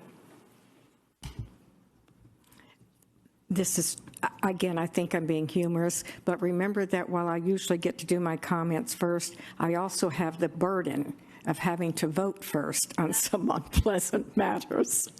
But I'm totally fine with rotating and no other than adding my admiration for Dr. Sandra Richmond and really bringing it very much to our awareness about what we needed to be doing. At the time, Dr. Richmond was a board member. I was area superintendent working with the Glade schools, and I really appreciated her being an advocate for our students. Thank you. Thank you. We have no agenda item speakers. Board members, you wish to pull anything from consent? Seeing none, we need a motion to approve the consent agenda.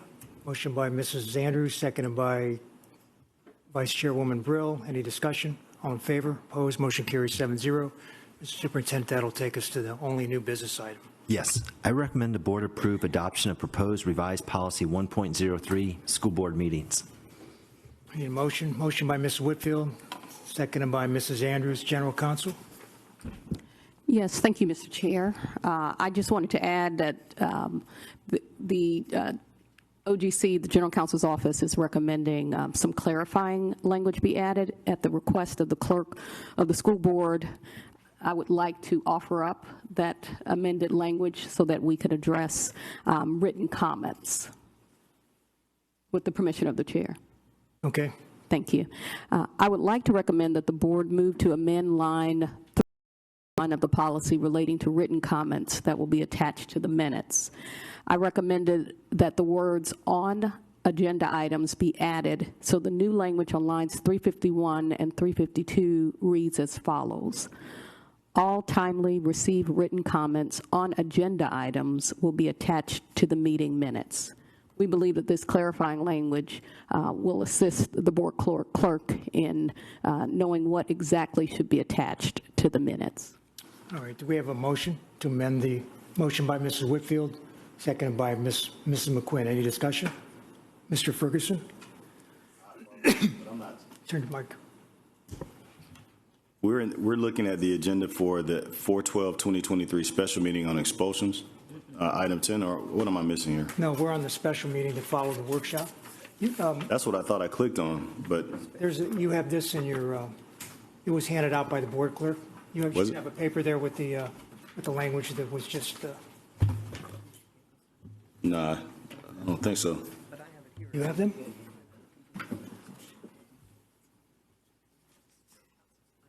General Counsel, do you have copies for the board members? I thought that I put those everywhere, but I can direct you to the item in your. Ferguson, take mine. Those words that I wrote in pen are the ones that she's suggesting we add. Yes. So if you look at the board item and you look at the line number for 351, you should see the language in there. This is for policy 1.03. Okay. Okay, Mr. Ferguson. Thank you, Mr. Chair. I don't have Any other discussion? All in favor? Opposed? Motion carries 7-0. Now we need to vote on the amended motion. Motion by Mrs. Whitfield, seconded by Mrs. Andrews. Any discussion? All in favor? Opposed? Motion carries 7-0. That'll take us to the end of the agenda items, except for board discussion items. So we'll start with BD1, Ms. Whitfield, on the school dashboard. Thank you. Well, I covered most of it already. Just the idea was to bring it forward to you all and see if you thought this was an interesting idea and ask the superintendent to come back to us with any thoughts on it. Ms. Burrow? So I personally would want to know what the cost would be, because we just sat through a budget meetings and we know that we have to look at costs for everything. And as I stated earlier, people don't really go to our website. I don't know that that's the best way. So I think I would suggest that we wait with that suggestion until we have a more robust conversation or the superintendent brings back other marketing ideas. But I would not support it without knowing what the cost would be to implement that. Just like to offer, I mean, I think we had a really good conversation around the need to better market our schools and what we're delivering, and let me take that back to the experts, and we'll work up our best thoughts around that and bring a recommendation. Thank you. Any other discussion? Ms. Whitfield, do you want to take BD2? Yes, thank you. So when we were at our meeting 2 weeks ago, I had gotten the letter. I'm sure you all got it from Andrea Messina. And so I texted her and said, I really wanted to understand, just for my own information, what had happened since our departure from FSBA. So we had a very lengthy discussion about it, and so I asked her if she would write it in an email because I felt that you all might be interested in it as well. So this is just for your own information. I'm not asking for anything today, but I know it did come to you in email, and it's also been printed out here. So just as you're going forward and thinking about this is just some more information because I felt like I wanted to know what changes did FSBA make based on our leaving for the last year, and was there any impact at all to the to that organization? And so that was the information I got, and I just wanted to share it with you all publicly. Thank you, Ms. Whitfield. Ms. Ayala? Thank you, Mr. Chair. I actually have a question for the clerk first, and then I have some comments I want to read. Could you please tell us the vote breakdown of the adoption of our legislative platform for this year? Yes, ma'am. The legislative adoption COS1 revisions to the 2023 legislative priorities passed on February 1st, 2023. There were 6 board members present. The final resolution was the motion passed 6-0. Thank you so much, Madam Clerk. Okay, so given that we just had a discussion about the budget, let me start with 2 points I have on how disparate our legislative platform and FSBA's legislative platform has been, and make my case for why the amount of roughly $27,000 a year is not worth our time or investment. Even though this email says the word equity in it about 300 times, it does not change the facts. So number one, the Palm Beach County School Board opposes taking money away from public schools and diverting it to private school vouchers and to education savings accounts for homeschoolers. All of us up here heard the amount of money that is going to take from our budget. FSBA supported HB1. So the loss of state funding that will be due to this bill, this organization helped make that happen.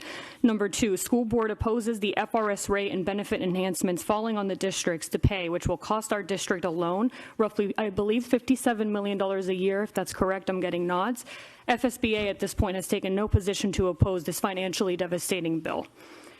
Moving ahead from that, we all recall that we are undergoing board changes that look like changing or diminishing or abolishing salaries. We are looking at partisan school board races, and we are looking at term limit changes. FSBA did not include these priorities in their platform, nor did they oppose when school board term limits were reduced last year from 12 to 8. They also did not oppose salary reductions when it was on the docket for policy revisions in the last year's legislative session. Additionally, when we wrote a letter saying we have strong opposition to education that will be impacted by HB 7 and HB 1557, which were known as the Stop Woke Act or the Don't Say Gay law, FSBA did nothing to oppose those. They did not lobby against them. No opposition. Another nice point I'd like to give here, last year when fellow board members in Broward County were kicked off the board, FSBA did nothing to speak out in defense of those board members. So if that were to happen to any other board member, would there be guidance? Would there be support? At the end of the day, the facts speak for themselves. I'm happy to share this document I compiled with everybody on the board for their own information. But this email does nothing to tell us that this is a wise investment of our taxpayer dollars or that it's worthy of our time. This is an organization that at every opportunity has fought against our legislative platform. And we're sitting here being told we're going to have double-digit hundreds of millions of dollars taken from our budget, and we're proposing joining them again. I cannot think of a more incorrect position for the board to take at this time. Thank you, Ms. Ayala. Ms. Brew? Thank you. So I actually, Ms. Ayala touched upon some of the things that I was thinking in a much more elaborate way than I would have been able to present it. But I will tell you that the financial impact of this year's legislative session is going to be extremely painful.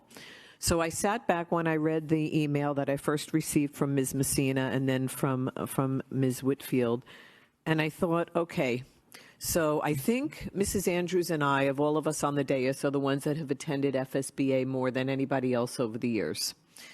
And I thought back on the breakout sessions that we attended, and I remember as we walked out of them each time, looking at each other and saying, we do that already. So then I sat back and I said, okay, so what over the years did I gain from attending FSBA? And I realized the only thing I gained was as a new school board member, because back in the day when I got elected, there was no onboarding. Nobody onboarded me. It was sink or swim. I came here and nobody helped me know anything. So FSBA had their session for new school board members. I came back and spoke to the then superintendent about the fact that we need to onboard school board members. We talked about it, and now we do that. We do it extremely well. So that was the only thing I got out of it. I found it to be more of a social activity of networking, which if we want to network with other school board members, we have every opportunity to do that. We can work with them on the side. I also opposed, as you know, for various reasons, rejoining Greater Florida Consortium of School Boards, not only because they're not a real entity, but also because of the monies there. So I'm going to be taking a very stringent approach to how we spend our dollars. And I also agree that this is just not a good use. I know that Mrs. Whitfield's not asking us at this meeting to rejoin. It was just to provide information. But I just want to reiterate that I don't feel this is a good use of taxpayer dollars. I thought in the past it might be, but the $27,000 is not $27,000 because if you go to the quarterly meetings, you have to pay to go to the quarterly meetings. Then you have to pay the transportation to go there. And so it's not that it's just $27,000. And so I think I've expressed myself enough just to say that I would not entertain rejoining if it's brought up later on. Any other discussion? Okay. If there's nothing else, we'll take a motion to adjourn. Motion by Mrs. Whitfield, second by Mrs. Andrews. All in favor? Opposed? Motion carried. This meeting is adjourned.